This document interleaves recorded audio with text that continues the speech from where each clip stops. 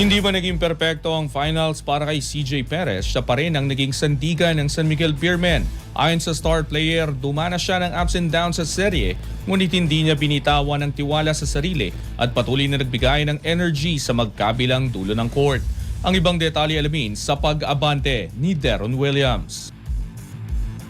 Hindi naging perpekto ang naging takbo ng finals para kay CJ Perez. Pero sa huli, siya pa rin ang isa sa naging sandigan ng San Miguel Beermen sa pag-angkin ng kampyonato. Matapos maipanalo ng Beermen ang Game 6 upang masungkit ang korona sa PBA Philippine Cup, inamin ni Perez na dumaan siya sa ups and downs sa serye, ngunit hindi niya kailanman binitawan ng tiwala sa sarili. Ganun naman kasi talaga yung basketball eh.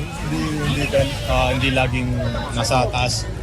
I have my down moments, pero hindi ako na tumigil na naniwala sa sarili ko, and I thank God for sa lakas at focus na binibigay sa akin. So, yeah. Aniya, likas sa basketball ang pagkakaroon ng off nights, ngunit mahalaga ang pananatiling handa at kumpiyansa.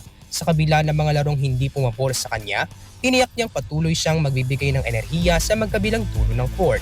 Sobrang fulfilling kasi yun nga, lahat naman kami pinangarap na mga champion talaga.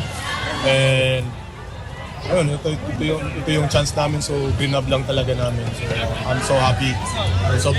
Sobrang saya ko na nanalo kami. Nakita ang mindset na ito sa mga kritikal na sandali ng serye, kung saan nagkatid si Perez ng mahalagang puntos at depensa upang tulungan ng San Miguel na makontrol ang momentum laban sa TNT Tropang 5G. Para kay Perez, ang kampyonato ay hindi lang tagumpay ng koponan kundi personal na patunay na sulit ang pananatiling determinado sa gitna ng pagsubok. Aniya, matagal nilang pinangarap ang titulo at ginawa nila ang lahat upang hindi na ito pakawalan. Inilarawan din niya ang karanasan bilang lubos na katuparan, isang bunga ng tiyaga, pananalig at pagiging handa kapag dumating ang pinakamahalagang sandali. Ako si Deron Williams, Abante Sports, nauna.